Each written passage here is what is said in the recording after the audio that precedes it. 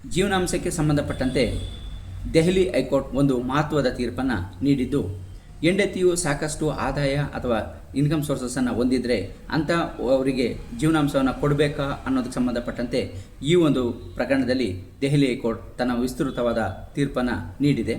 ಈ ಪ್ರಕರಣದ ಪೂರ್ತಿ ಅಂಶವನ್ನು ನೋಡೋದಕ್ಕಿಂತ ಮೊದಲು ನೀವಿನ್ನೂ ನಮ್ಮ ಚಾನಲ್ಗೆ ಸಬ್ಸ್ಕ್ರೈಬ್ ಆಗಿಲ್ಲ ಅಂದರೆ ಸಬ್ಸ್ಕ್ರೈಬ್ ಆಗಿ, ಹಾಗೆ ಬೆಲ್ ಬಟನ್ ಪ್ರೆಸ್ ಮಾಡಿ. ಕಾನೂನಿನ ಅರಿವಿನ ಎಲ್ಲ ವಿಡಿಯೋಗಳು ನಿಮಗೆ ಮೊದಲು ತಲುಪುತ್ತೆ. ಈ ಒಂದು ಪ್ರಕರಣದಲ್ಲಿ ಹೆಂಡತಿಯು ಎ ಗ್ರೇಡ್ನ ರೈಲ್ವೆ ಡಿಪಾರ್ಟ್ಮೆಂಟ್ನ ಸರ್ವಿಸಲ್ಲಿ ಇರ್ತಾರೆ, ಗಂಡ ಅಡ್ವೊಕೇಟ್ ಆಗಿರ್ತಾರೆ.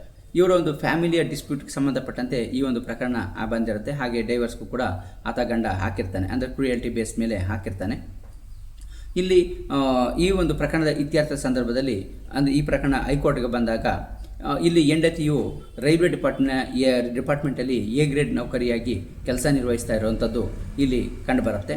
ಸೊ ಹಾಗಾಗಿ ಆದ್ದರಿಂದ ಆಕೆಗೆ ಸಾಕಷ್ಟು ಆದಾಯ ಮತ್ತು ಇನ್ಕಮ್ ಸೋರ್ಸಸ್ ಇರೋದರಿಂದ ಗಂಡ ಆಕೆಗೆ ಜೀವನಾಂಶವನ್ನು ಕೊಡೋ ಅಗತ್ಯ ಇಲ್ಲ ಅಂಥೇಳಿ ಈ ಒಂದು ಮಹತ್ವದ ತೀರ್ಪನ್ನು ನೀಡಲಾಗಿರುತ್ತೆ.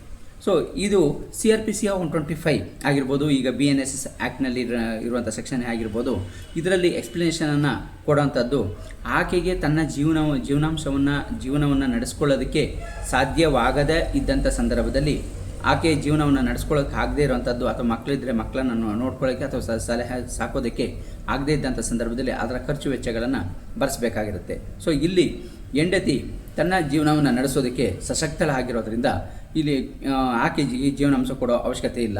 ಆಕೆ ಸಶಕ್ತಲ್ಲ ಇದ್ದಂಥ ಸಂದರ್ಭದಲ್ಲಿ ಮಾತ್ರ ಜೀವನಾಂಶವನ್ನು ಕೊಡಬೇಕಾಗಿರುತ್ತೆ.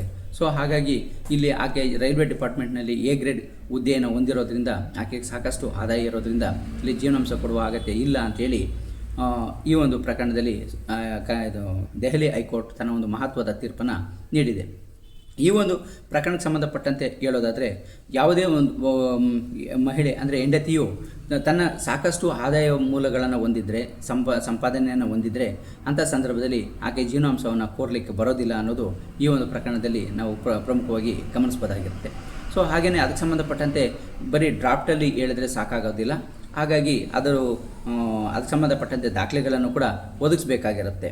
ದಾಖಲೆಗಳನ್ನು ಒದಗಿಸಿ ಪುರಾವೆಗಳನ್ನು ಸಹಿತ ನ್ಯಾಯಾಲಯಕ್ಕೆ ಕೊಟ್ಟಂಥ ಸಂದರ್ಭದಲ್ಲಿ ಆಕೆಗೆ ಸಾಕಷ್ಟು ಆಕೆಯ ಜೀವನವನ್ನು ಜೀವನಾಂಶವಾಗಿ ನಡೆಸೋದಕ್ಕೆ ಆಕೆಗೆ ಸಾಕಷ್ಟು ಸಂಪಾದನೆ ಇದೆ ಅಂತ ರುಜುವಾತುಪಡಿಸಿದರೆ ಅಂಥ ಸಂದರ್ಭದಲ್ಲಿ ಜೀವನಾಂಶವನ್ನು ಕೊಡೋದಕ್ಕೆ ಬರೋದಿಲ್ಲ ಅನ್ನೋದು ಈ ಒಂದು ಪ್ರಕರಣದಿಂದ ನೋಡ್ಬೋದಂಥ ಒಂದು ಅಂಶ ಆಗಿರುತ್ತೆ.